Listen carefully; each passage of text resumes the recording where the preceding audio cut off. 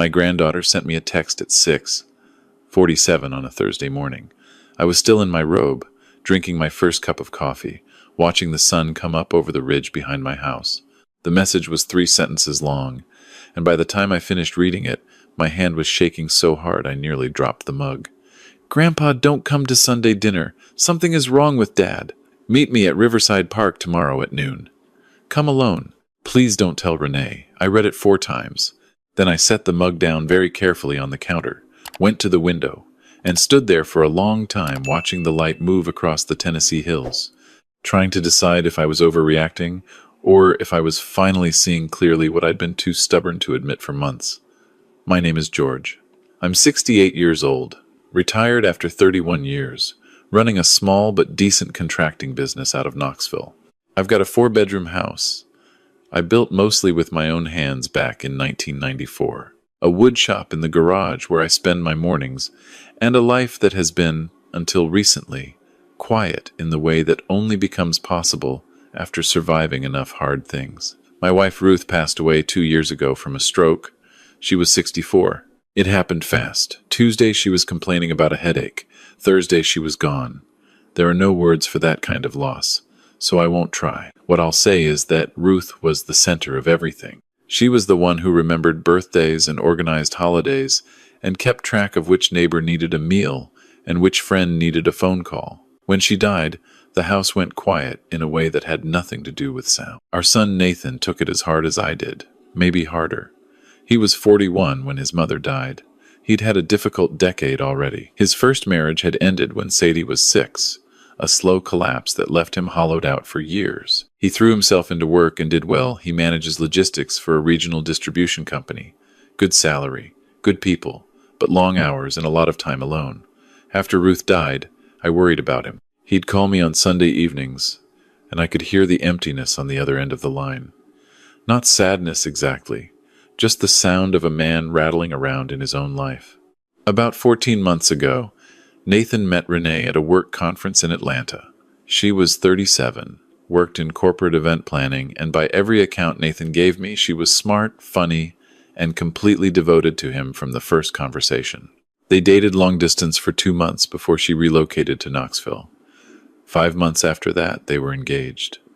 I'll be honest, I was uneasy from the beginning, and I'm not proud of that. I told myself I was being a suspicious old man, that Nathan deserved happiness, that Ruth would have wanted this for him. Renee was polite to me, brought things when she came to the house, complimented my woodwork, laughed at my jokes. She did everything right. But something sat wrong. I couldn't name it then. Maybe it was how quickly it all moved. Maybe it was the way she'd changed the subject whenever Nathan's finances came up, that almost imperceptible brightening in her expression, followed by a studied neutrality. Maybe it was how she spoke about Sadie always warmly, always a little too warmly, the way you speak about a child when you've been coached to seem like you love her but haven't gotten there yet. Sadie is 15 now. She's Nathan's daughter from his first marriage, and she splits time between her mother's place in Chattanooga and Nathan's apartment in West Knoxville. She's a quiet kid, serious, reads constantly, wants to study environmental science. She's the kind of teenager who notices things adults have learned to overlook. When Renee moved in with Nathan, Sadie stopped talking about her weekend visits. When I asked how things were going at Dad's, she'd give me one-word answers. Fine. Okay. Normal. She'd look out the window when she said it. I noticed. I didn't push. I thought it was adjustment. That normal teenage friction that happens when a parent brings someone new into the home. I was wrong to let it go. About 6 months ago, Nathan started seeming off. Tired in a way that sleep didn't explain. He'd lost weight, not dramatically, but enough that his face looked different, more angular, like the padding had been slowly taken away. He complained of headaches. His hands trembled sometimes when he reached for things, small, fine tremors that came and went. When I asked him about it, he said he'd been under pressure at work, that the company was restructuring, that he wasn't sleeping well. Made sense on the surface. I filed it away and kept watching. The trembling got worse. Then at Thanksgiving he knocked over his water glass and couldn't seem to understand for a few seconds why his hand had done that. He laughed it off. Renee put her arm around him and said he'd been overdoing it. I watched her say it. There was something in her face that I couldn't quite read, not quite concern, not quite satisfaction. Something in between. That was the moment I should have acted. I didn't. I'm telling you this because the worst part of what comes next isn't what Renee did.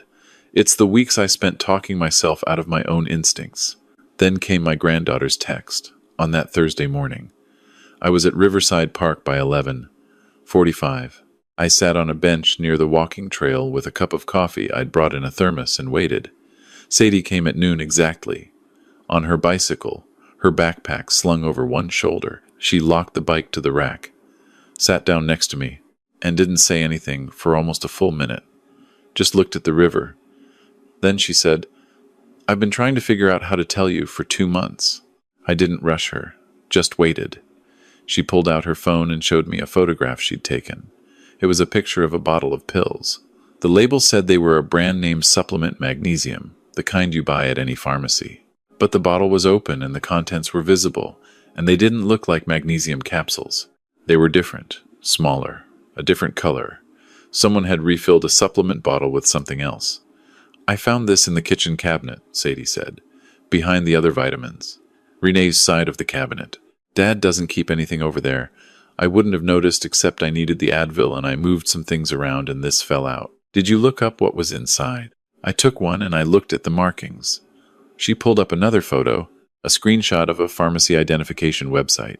The pill matched a prescription-strength blood thinner, the kind that, taken carefully under doctor supervision, helps prevent clots. The kind that, taken incorrectly or given to someone without their knowledge, could cause internal bleeding, could cause exactly the kind of fatigue and confusion Nathan had been showing, could, in the wrong dose over time, cause much worse. I sat very still for a moment. "There's more," Sadie said.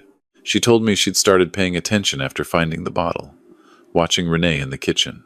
Renee always made Nathan his morning vitamins, handed them to him with his orange juice, one of those small domestic gestures that looks like love. Sadie had watched from the hallway one morning and seen Renee open a different bottle, not the one that lived on the counter, a different one. She took from her purse and pressed 2 pills out into her palm before adding them to Nathan's little vitamin cup. She looked around before she did it, Sadie said, like she was checking that nobody was watching. She didn't see me. I asked her how long ago that was. 6 weeks. 6 weeks. My 15-year-old granddaughter had been carrying this alone for 6 weeks, trying to figure out if she was imagining things, trying to work out what to do, terrified that if she was wrong, she would blow up her father's relationship, and terrified that if she was right and said nothing, she would lose her father entirely. "You did the right thing telling me," I said. She shook her head hard. "I should have told you sooner. He fell last week, Grandpa, in the bathroom. He said he was dizzy. He went to his regular doctor, and they said his iron was low. They gave him iron supplements." She looked at the river. Renee filled the prescription. The iron supplements were probably fine. What I was thinking about was all the other supplements, the ones Renee controlled. I asked Sadie if there was anything else. She hesitated. Then she reached into her backpack and pulled out a folded piece of paper. She'd printed it. I found this in the printer queue. Renee must have forgotten it was there. I printed my homework, and this came out first. It was a partial document. A letter, it looked like, addressed to an attorney. The letter referenced an estate and used Nathan's full name and mentioned the revision of a beneficiary designation on a life insurance policy. The return address on the letterhead was an attorney's office I didn't recognize, in a town 2 hours from Knoxville. Not Nathan's attorney, not anyone Nathan had ever mentioned to me. I folded the paper and put it in my jacket pocket. I told Sadie I loved her and that she had done something extraordinarily brave. I told her not to go back to Nathan's apartment for the rest of the weekend. She had a school friend she could stay with. I told her to tell her mother she wasn't feeling well, keep it vague, and to not say a word to Renee. She looked at me with those serious gray eyes. "Is Dad going to be okay?" I told her yes. I said it with complete conviction because the alternative was not something I was willing to consider. I drove home and I sat in my kitchen and I thought for 3 hours. The medical piece was the most urgent. If Renee had been slipping Nathan high-dose blood thinners without his knowledge, he was in real danger. The fatigue, the trembling, the dizziness, the fall, these were consistent with that kind of slow, systematic poisoning, not dramatic. Designed to look like stress, like aging, like a man working too hard. Eventually it would look like a heart problem or a stroke. The kind of thing that wouldn't surprise anyone given how visibly run down he'd been. Then the financial piece. The attorney letter about a beneficiary designation. Nathan had a significant life insurance policy. He also had a stake in a business partnership he'd invested in 8 years ago that had grown substantially.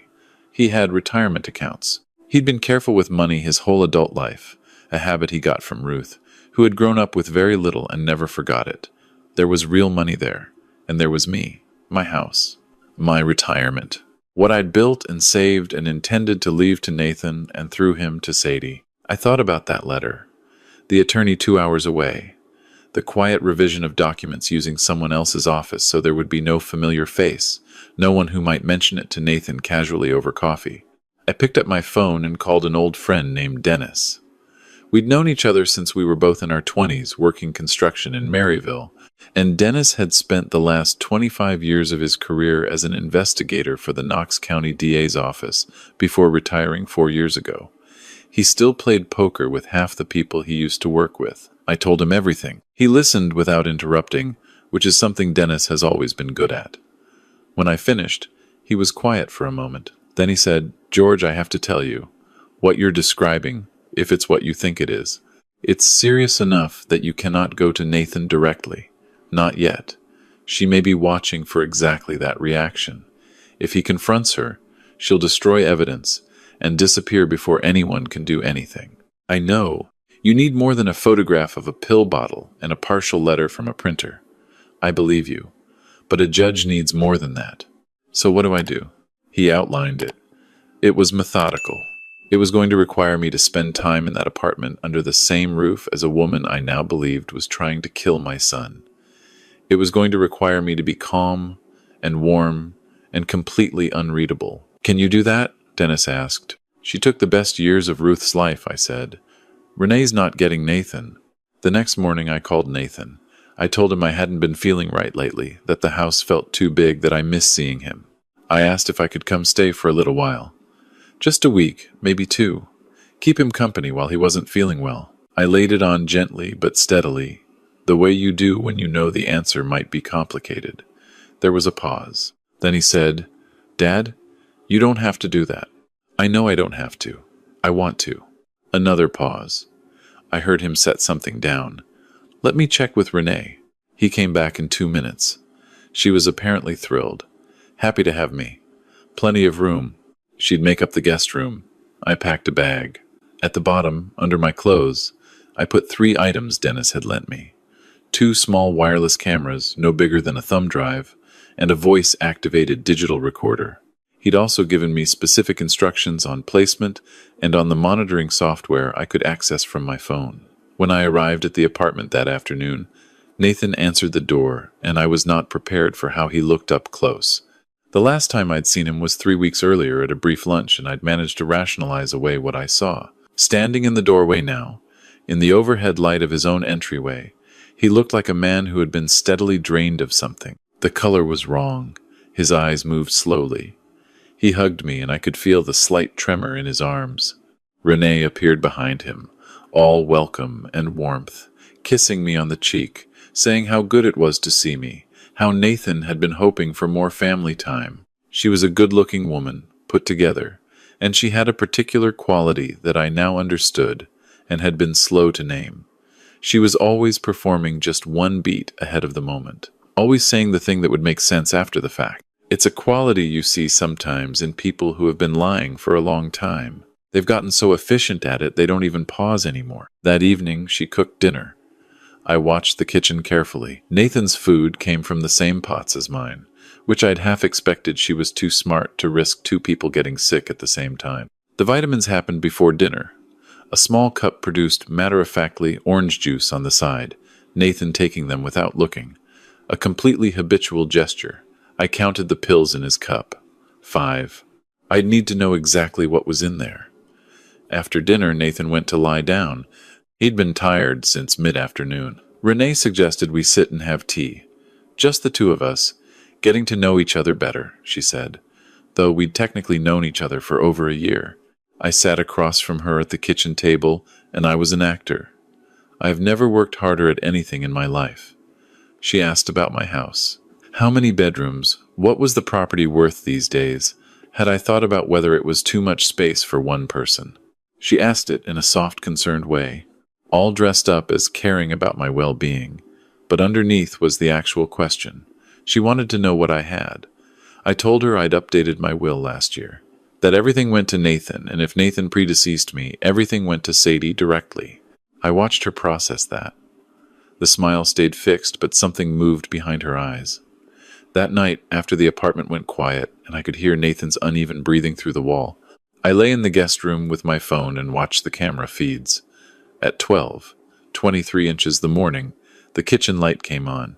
She moved through the kitchen with the ease of someone completely comfortable in their own space. She went to the pantry first, reached behind a row of canned goods, and retrieved a small brown bottle with no label. She opened the vitamin container, Nathan's container, the one she kept separate from the general supply, and carefully counted out pills. She added 2 from the brown bottle. She returned the brown bottle to its spot behind the canned goods. Then she stood at the counter for a moment, like she was reviewing a mental checklist. She poured a glass of water, drank it, put the glass in the sink, and went back to bed. I had it on video. Clear, well-lit, unambiguous. The retrieval of an unmarked bottle. The addition of unknown pills to my son's vitamin supply. I texted Dennis at 12:31. I have something. Moving tomorrow. The next morning I was up at 5. I went to the kitchen and I took a single photograph of the pantry with the canned goods visible, the brown bottle just barely distinguishable behind them. Then I set up Nathan's coffee, moving around the kitchen quietly.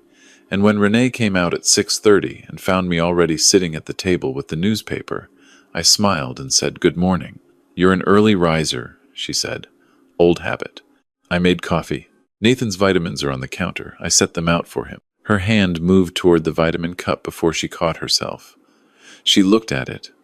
I had already refilled it from the general supply. Nathan's regular vitamins, no additions. I'd put the cup exactly where she would have placed it. "I thought I'd save you the trouble," I said pleasantly. "Thank you." Her voice was perfectly neutral. "That's thoughtful." Nathan came out at 7. Renee handed him his vitamins and watched him take them.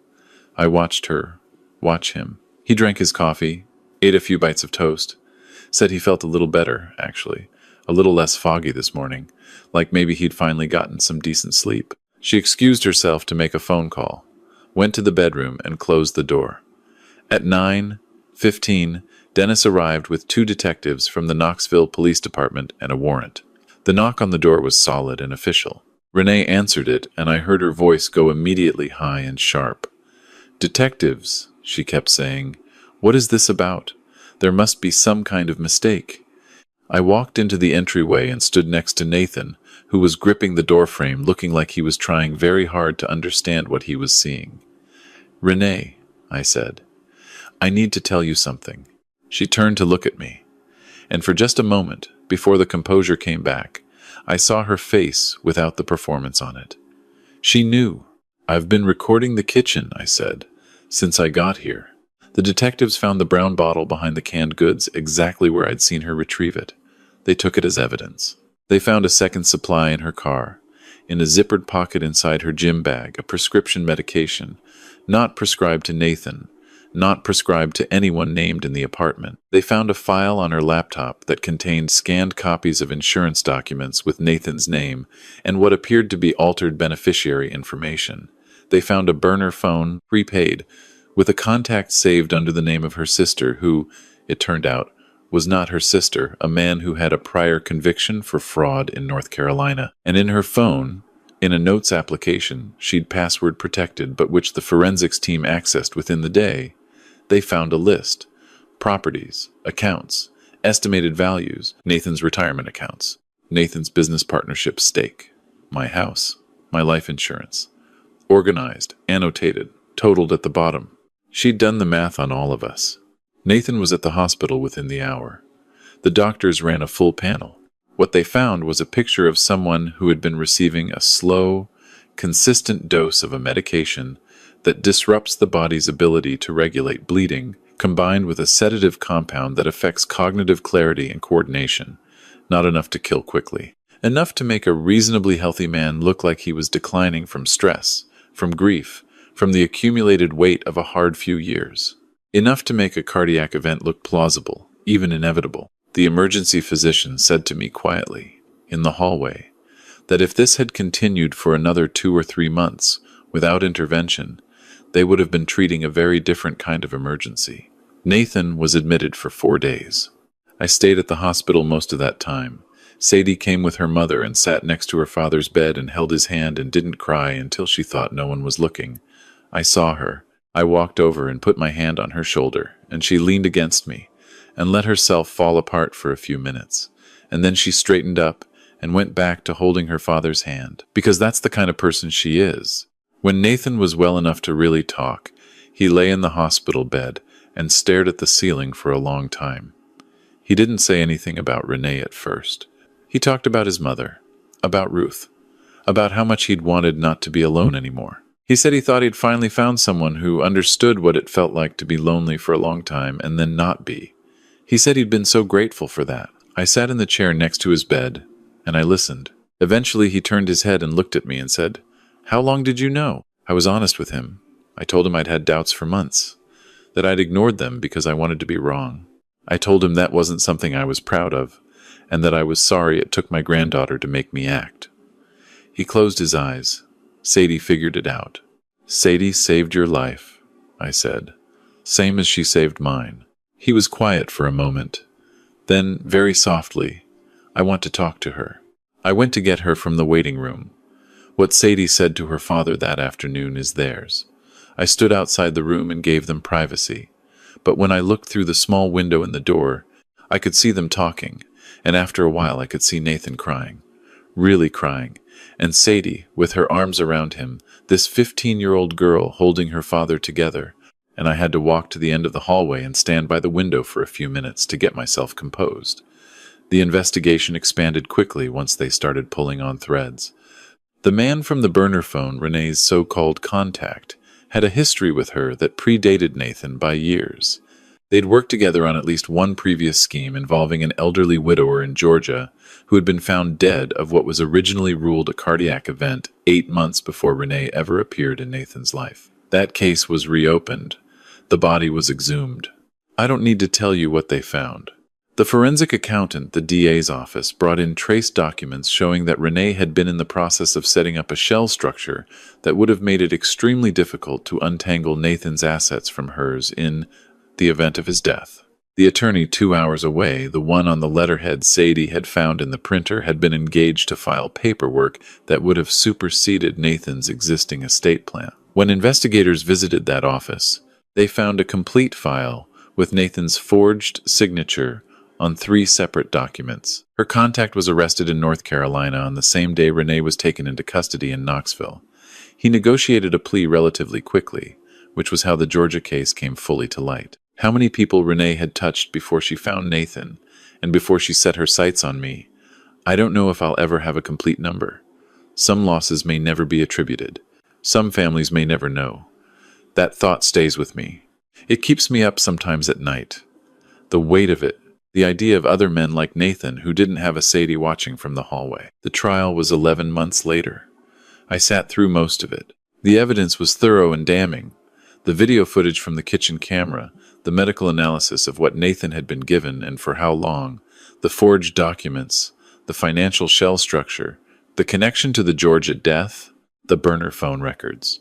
Renee's attorney argued that the medical situation was a misunderstanding, that Renee had only been trying to help Nathan with supplements she believed would support his health, that the financial documents had been misrepresented to her by her contact.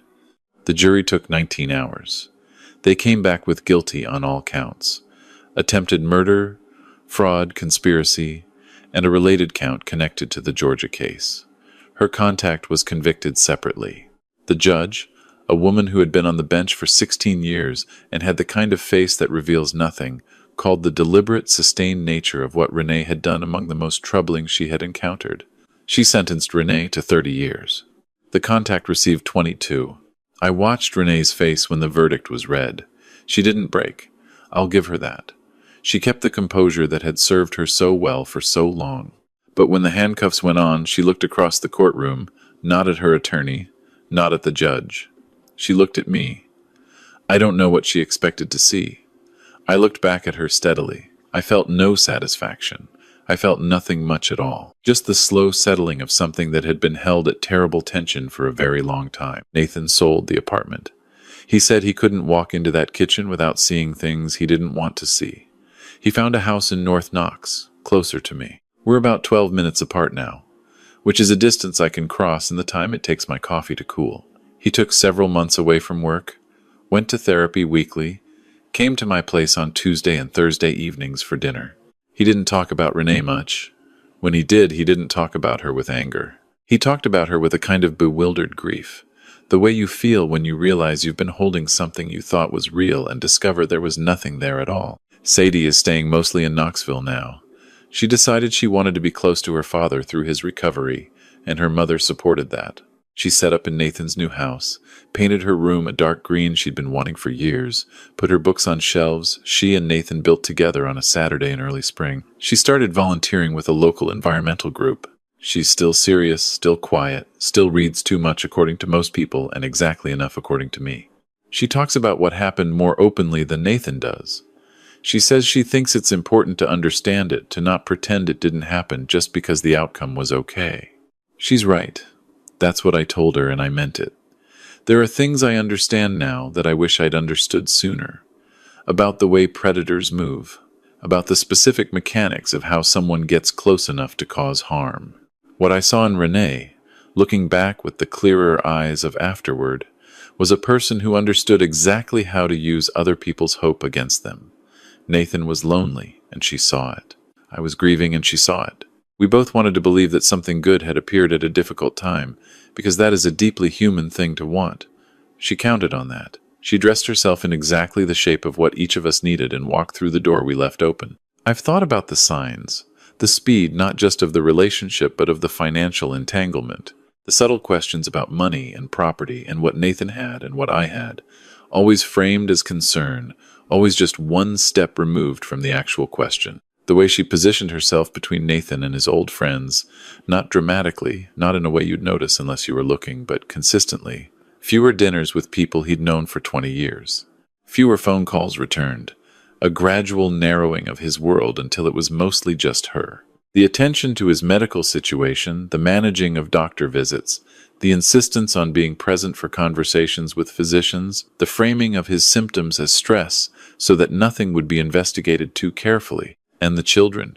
She was always too correct with Sadie. Too careful. Children are extraordinary at detecting performance. Sadie felt it before she could name it, and she kept watching long after the adults around her had settled into comfort. Pay attention to children. That is not a small thing. Kids haven't yet learned to subordinate what they perceive to what they're supposed to believe. They call things by what they look like. Sadie knew something was wrong with her father's vitamins, because she looked at them carefully. She knew something was wrong with the woman who handed them over, because she watched the handover. She sat with that knowledge alone for 6 weeks because she was 15 years old, and the thing she was seeing was enormous, and she wasn't sure anyone would believe her, and she was afraid of what would happen if she was wrong. I want to say this clearly. For anyone who might be watching this who has children or grandchildren in their lives, if a child tries to tell you something is wrong, you listen, even if it sounds impossible, even if it complicates everything. Especially then. Sadie didn't come to me with a complete case. She came to me with a photograph of a pill bottle and a piece of paper from a printer, and a whispered, "Something's wrong with Dad." That was enough. That was everything. The other thing I'll say is about instinct. I had doubts about Renee from early on. Not certainty, just that low-frequency unease that has no particular logic to it, the kind that comes from years of paying attention to people. I talked myself out of it, repeatedly, because I wanted to be wrong, because I liked the idea of Nathan being happy, because Renee was doing everything right on the surface, and I didn't want to be the suspicious old man who couldn't accept change. That cost months. It might have cost more. I'm not saying trust no one. I'm saying take your instincts seriously enough to investigate. There's a difference between paranoia and attention. I wasn't paranoid about Renee. I was right about her, and I looked away because it was easier. Don't look away. These days, Nathan and Sadie and I have dinner together on Sunday evenings. Nathan cooks, which is something he didn't do much of before it's become a new thing for him, a way of spending time that is entirely his own, food that comes from his own hands. He's getting good at it. Last week, he made a chicken and white bean stew from a recipe our neighbor gave him, and he was unreasonably proud of it, and it deserved every compliment it received. Sadie does her homework at my kitchen table on Thursday afternoons, before Nathan picks her up for dinner. She asks me questions about the house, about how I built it, about the joinery and the woodwork. She started learning basic carpentry. She's got good hands and better patience, and Ruth would have adored her for it. I'm 68 years old. Some people my age would say they're too old to have done what I did, the late nights watching camera feeds, the performance across the dinner table, the coordination with investigators, the steady management of fear while making everything look ordinary. I would say age has nothing to do with ability, and everything to do with what you're protecting. I've had 68 years to accumulate the things that matter. I know what they are now in a way I didn't when I was 30. I'm not letting go of them without a fight. Ruth would tell me I took too many risks. She'd be right. She'd also understand exactly why. She knew, probably better than I did, what it meant to have one child, and to know that child's life had value beyond measurement. She knew what it meant to have a granddaughter like Sadie. She used to say that the family you build is the one real thing, that everything else is peripheral. She was right about that. She was right about most things. On the evening the verdict came in, Sadie called me from school. She'd gotten word from her mother. She said very simply, "It's done." And then she said, "Do you think Grandma knows?" I thought about that for a moment. About Ruth, who had been gone for 2 years by then, who had never met Renee, who had never seen what nearly happened to the family she spent her life building. I told Sadie I thought her grandmother knew everything she needed to know. That somewhere, somehow, Ruth was aware that Nathan was safe, that Sadie was fierce and brilliant and whole, and that the things she'd spent her life constructing hadn't been taken apart by someone who saw it only as inventory. Sadie was quiet for a moment. Then she said, "Good. Just that. Good." There are mornings now when I sit in my woodshop before sunrise, and I let myself think about how differently everything might have gone. If Sadie had waited one more week to text me, if I'd been slower to call Dennis, if the camera placement had been slightly off, or the warrant had been delayed, or Nathan had drunk his vitamins that last morning before I'd swapped them. Any one of those things, and this is a different story. Not one I'm able to fully think through, so I don't stay there long. I get up. I make something with my hands. I drive the 12 minutes to Nathan's house, or I wait for Sadie's Thursday afternoon visit, or I call someone I care about and I tell them, in whatever plain, ordinary words I can manage, that they matter. That's the one thing Renee, for all her calculation, could never have accounted for. Not because she didn't understand it, she understood it well enough to use it against us, but because she understood it as a weakness. The way we loved each other, the way we showed up for each other without being asked, the way a 15-year-old girl would spend 6 weeks carrying a terrifying secret because she could not let her father die. Renee saw that as the soft place, the exploitable center. She was wrong. That's the only place where her math failed. Love is not the soft place. It's the load-bearing wall. Take it out and everything collapses. Build on it, and you get something that survives the things that are supposed to bring it down. Nathan is doing well now. Really well. He started running in the mornings, something he used to do in his 30s, before life crowded it out. He looks like himself again. The color is back. The tremor is gone. He laughs at things in the specific way he's always laughed. This surprise-sounding bark, like he's perpetually, slightly caught off guard by what's funny. I miss that sound more than I knew. Sadie is 16 as of last month. We had dinner the night of her birthday, the 3 of us, at a restaurant downtown she'd been wanting to try. She ordered the most complicated thing on the menu and ate every bite, and then asked the waiter detailed questions about how the sauce was made. She wants to do an internship this summer with a state environmental agency. She has a plan. She has always had a plan. I kept waiting for her to seem afraid, after everything. To be watchful in the damaged way, the way that doesn't leave. But she's not. She's watchful the way a good person is watchful, with their attention turned outward, looking for things that need fixing rather than for threats around every corner. There's a difference. I notice it in her. She learned something from all of this, but what she learned was not fear. Neither did I. What I learned is that ordinary life is not ordinary at all. The Sunday dinners, the Thursday afternoons, the 12-minute drives, the phone calls for no reason, the recipes passed between neighbors, the homework done at a kitchen table. These are the things, not incidental things, the actual things. The things that, when you're in a hospital hallway watching your granddaughter hold her father's hand, you understand were always the point. Pay attention to the people you love, not because they might need saving, though sometimes they do, and sometimes it is your responsibility to save them. Pay attention because they're here, and time is real, and the luck of being still together at the end of a day that could have gone differently is not a small luck. It is everything. I'm still building things in the woodshop, still drinking coffee before sunrise, still watching the light move across the Tennessee hills in the morning, the same hills I've been watching for 30 years from this same window. Nathan is safe. Sadie is whole. And we are here. That's enough.